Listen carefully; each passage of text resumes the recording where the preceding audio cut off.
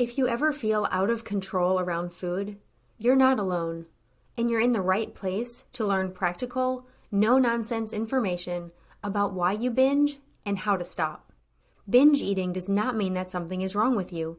It's a natural but primitive brain response that you can correct. If you're ready for change, sign up for the Brain Over Binge self-paced online course for less than $20 per month. And if you feel you need personalized support, we also offer one-on-one coaching and group coaching. To learn more, go to brainoverbinge.com/subscribe. And I hope you enjoy the show.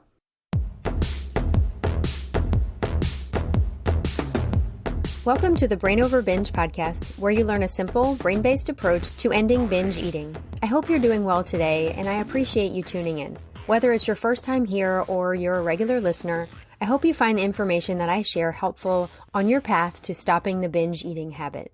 Today, Coach Julie and I are going to discuss something that I want to talk a little bit about up front so that you have an understanding before I share the conversation. The topic is love the journey, and I purposely made this into a question for the podcast title. Because sitting where you may be right now, in the middle of a struggle with an eating disorder, you may be thinking that it seems odd to talk about loving the journey that you're on.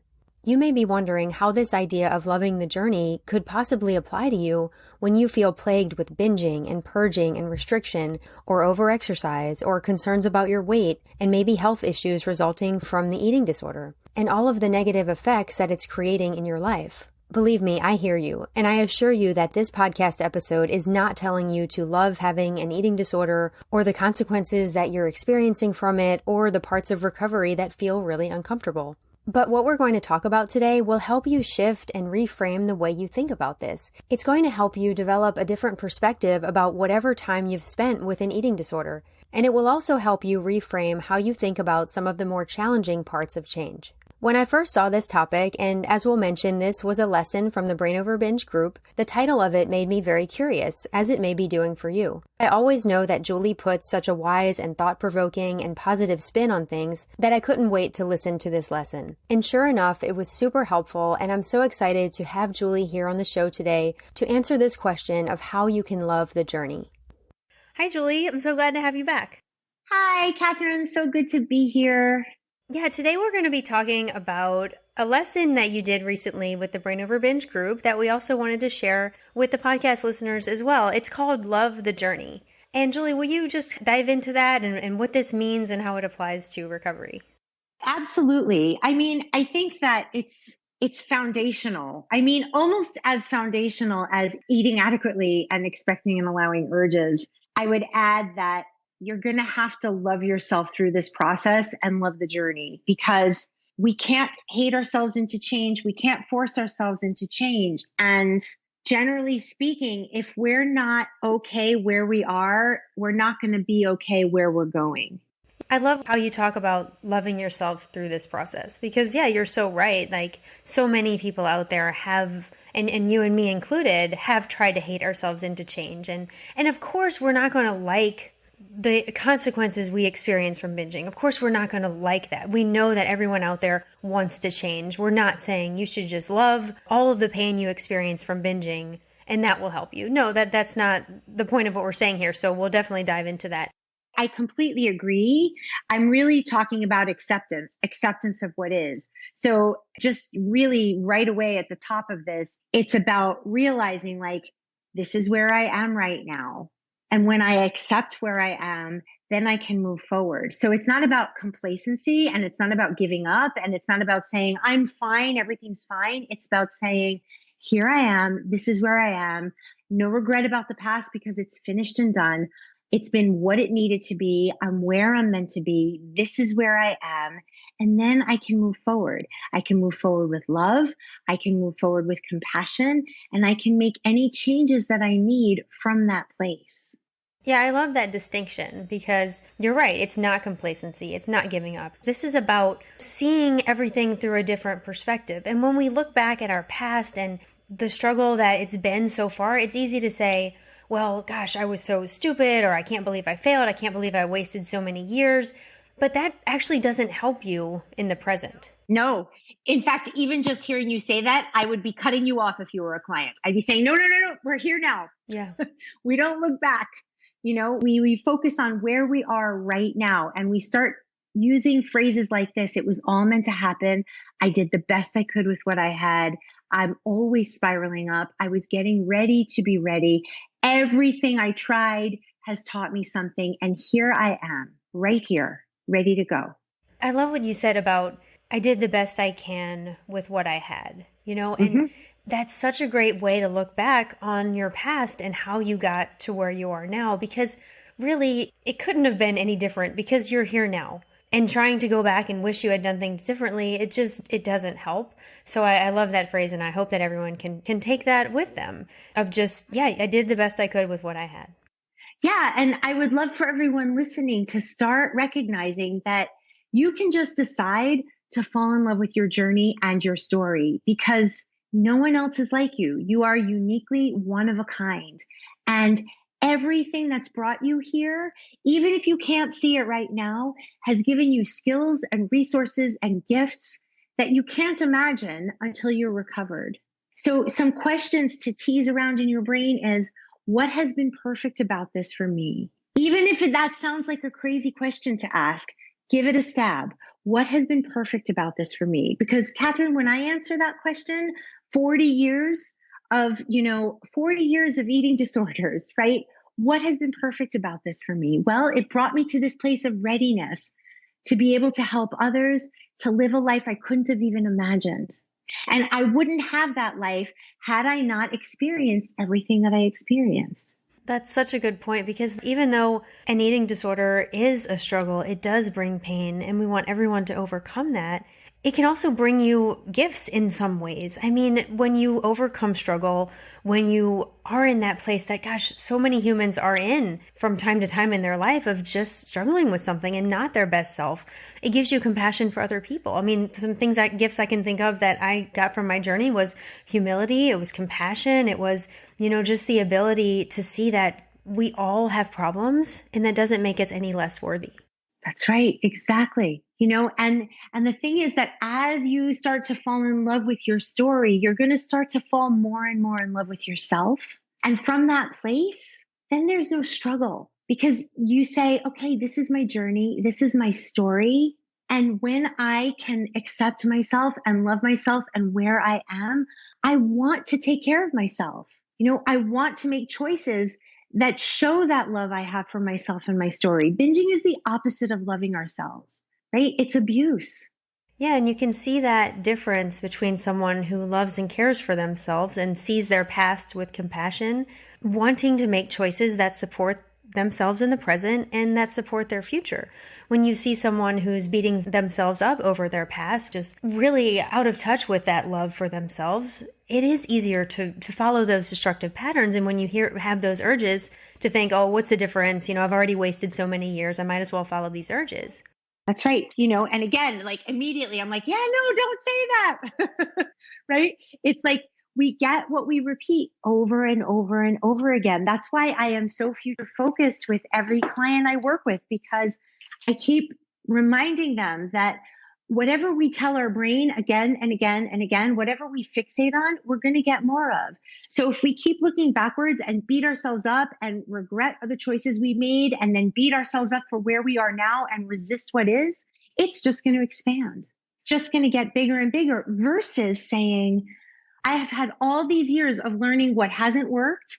I've got a few things that I know I can keep in my pocket, and I am ready to move forward. Yeah. And when we talk about looking at your past, this could be, many years in the past. Let's say you started binging when you were a child, or this could be yesterday. Maybe you had a binge yesterday and you're dwelling on it. And it's so much better to just look at it and say, okay, that happened. I did the best I could with what I had, and now it's time to move on. That's right. Exactly. That's such a great point. If you're listening and you just binged, it's behind you. It's finished. You're here right now. You just move forward. What went well? What didn't go well? What will I do differently? And right back to eating adequately, expecting and allowing urges, and celebrating. And all along the way, loving myself through. Again, if you think about things that we love, we take great care of. So if you feel love for yourself, messy human that you are, you're going to take care of yourself. You're going to stop looking back and you're going to enjoy the journey. And in turn, you're going to start to love your life now, not waiting until I'm binge free, until I'm a certain size. No, now.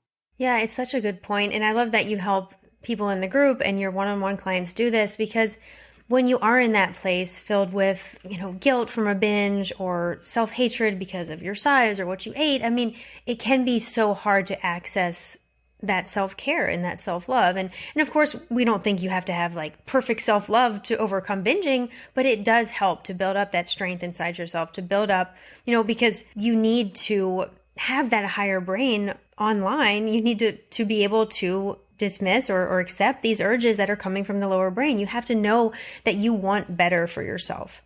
That's right. So true. And, another piece of this is, in addition to accepting where you are and accepting all that's brought you here, is also falling in love with what you love and what is uniquely yours to love. And what do I mean by that? Like thinking about the things that have nothing to do with food or body, things that you truly love, that are uniquely yours, things that might be quirky about you, that you really, really enjoy, and start giving yourselves those things now. So for me, it's like, I love nature. I love schedules. Isn't that funny? I love decluttering. I love really, really, really early mornings, like really early, like 3 a.m. early. And I love checking things off of lists. And I love hugs with my daughter and laughing with my daughter. And I love the sunrise. And I love being really, really organized. And I love being efficient. These are kind of quirky things that I love, but you know what? They give me so much pleasure and satisfaction.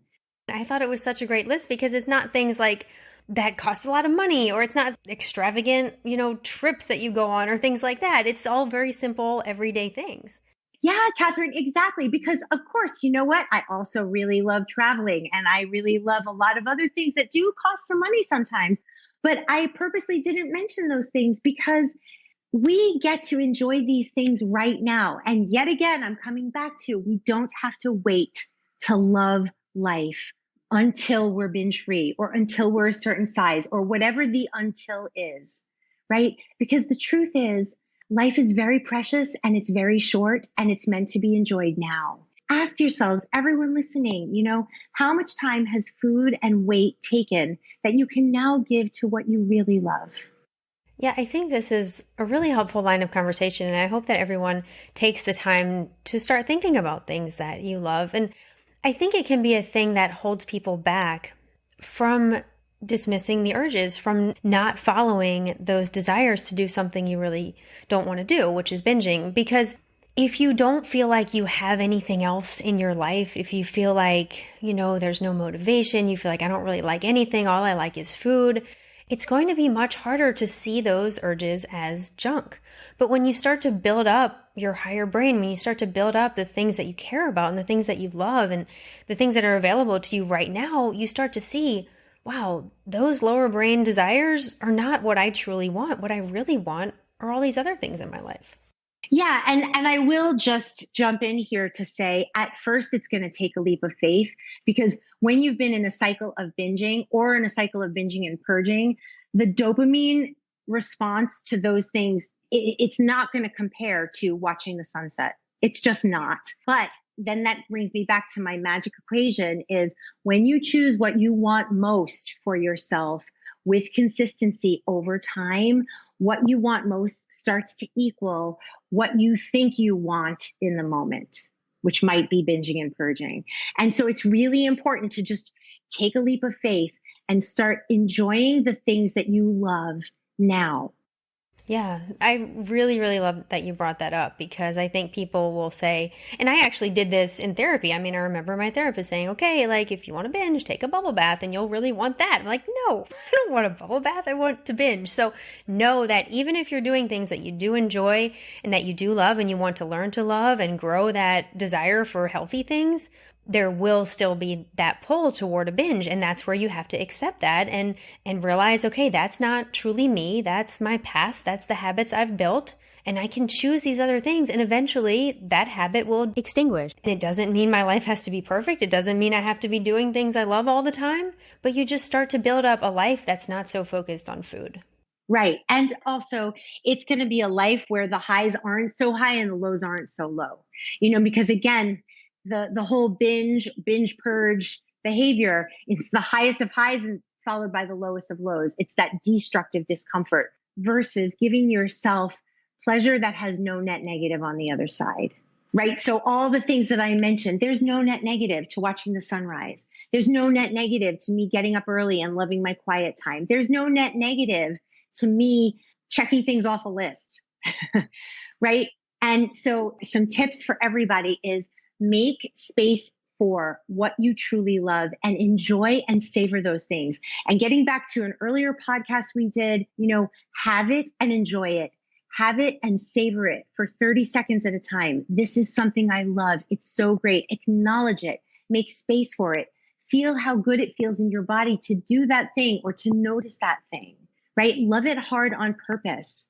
Because then as you're doing that, you're going to start to really feel the benefits of giving yourself that true pleasure. And it helps you start to have things that you're going to look forward to. These are things that you're going to start to want to do regularly. And it's going to shift you away from being food body focused to being truly life focused. Yeah. Something really helpful that you mentioned in the group lesson is that the things that you love and in your list that you read just now is that all these things are available to you no matter what you weigh. Right. And I think a lot of people think, oh, I'll enjoy that once I'm this weight or once like my eating is perfect. But that's never, it's never going to be the case that your eating is perfect. And so many things in life are available to us no matter what our body size is. Exactly. Nothing is stopping anyone from enjoying life now with these little things, and as you're enjoying your life, it's that cycle of positive returns. You're feeling better. You're making different choices for yourself. And then you start building on that. Yeah, and in the Brain Over Binge approach, we teach that there's basically two goals of recovery: to eat adequately and to dismiss the urges to binge, or you call it accept and allow the urges to binge. And I want to turn to how we can apply this idea of loving the journey to recovery itself, because, recovery can be a challenging thing and the idea of loving it may seem kind of foreign to people. So how can we bring in this idea of loving the journey? Yeah, such a great question and very easy answer. First of all, eating adequately. What is not to love there? Eating foods you love that love you back until you're full. It's so freeing. It's so peaceful. Everybody listen to me. Eat with full permission and full pleasure. Reclaim fullness. Enjoy the heck out of your meals. And then in between, enjoy the heck out of changing your brain by expecting and allowing those urges and celebrating, right? All of it is to be loved, because a beautiful meal until you're full so that you're going to have good energy. That is a beautiful thing to be giving yourself. Then expecting and allowing those urges, welcoming them, getting excited to have them, and imagining the new neural pathways that you're creating in your brain. And then feeling like a rock star because you just did something challenging. And then saying, go me, I did it. Or giving yourself a bead or putting a sticker on a board. All of it is to be enjoyed. I love your enthusiasm. Sitting here listening to you, I'm like so excited about recovery. It's Yes. Like eating adequate meals. Wow, you have permission to eat. You no longer have to restrict. You get to choose foods you love. Amazing. You never have to go hungry again. I spent 40 years starving or binging. 40 years. Never again. You never have to be in that prison again. It's amazing. And dressing in clothes that fit and feel good now. You know what? That is an amazing thing to enjoy because that shows love for yourself. Clearing your media feeds. You never have to research dieting or fixing or none of that. It's a deleting of things you no longer need that no longer serve you. And an addition of things that are truly wonderful. It's such a shift in perspective because I think some people can think, oh, I'm losing something when I give up the eating disorder and I don't know who I'll be without it. But gosh, if you start reframing it and that you love every step of the positive changes you're making, it's just going to make your recovery so much more solid and so much more powerful and so much more lasting. That's right. Because I'll say it again, I started the call with this. If you don't love the journey, If you don't love yourself through the journey, then when you get there, you're going to be miserable and you'll go right back to where you started.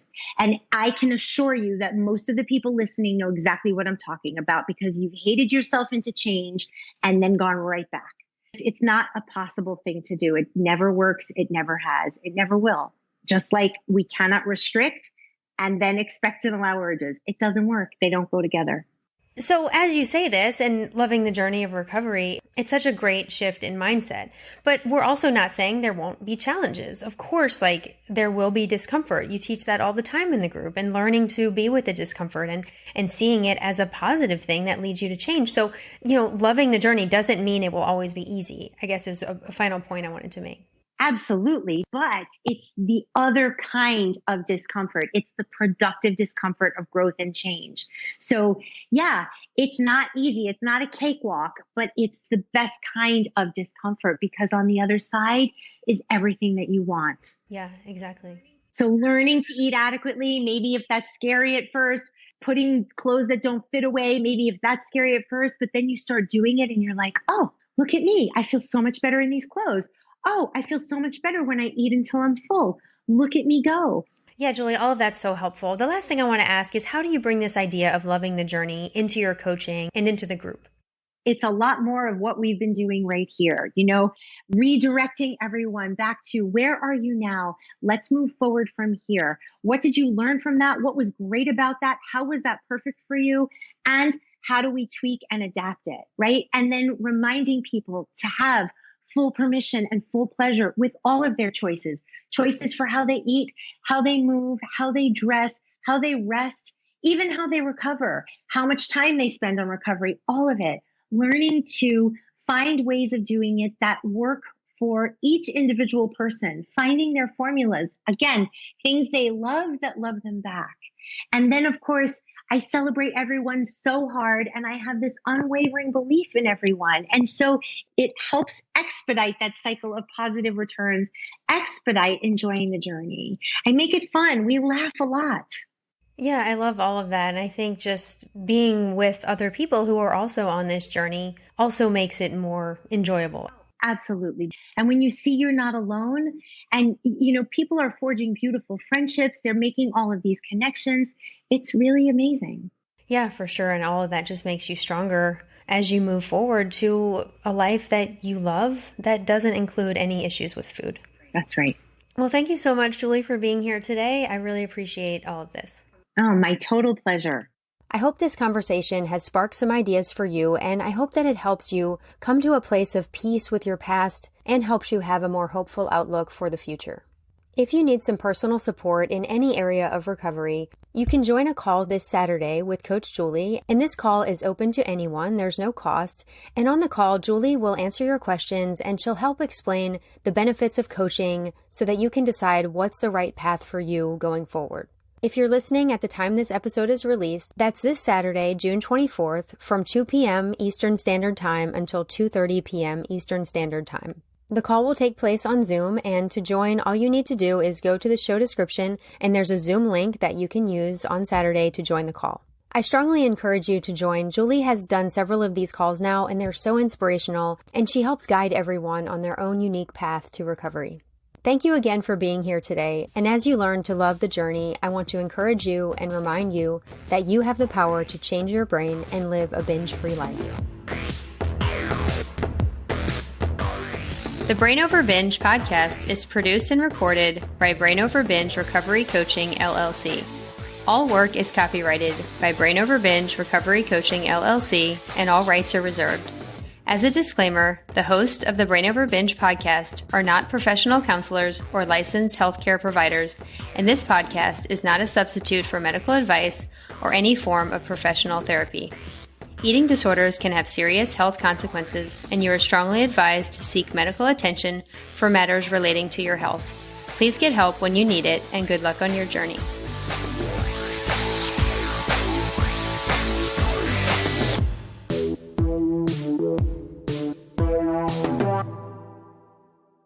Need more help? You can find all of our current and upcoming options for support at brainoverbinge.com.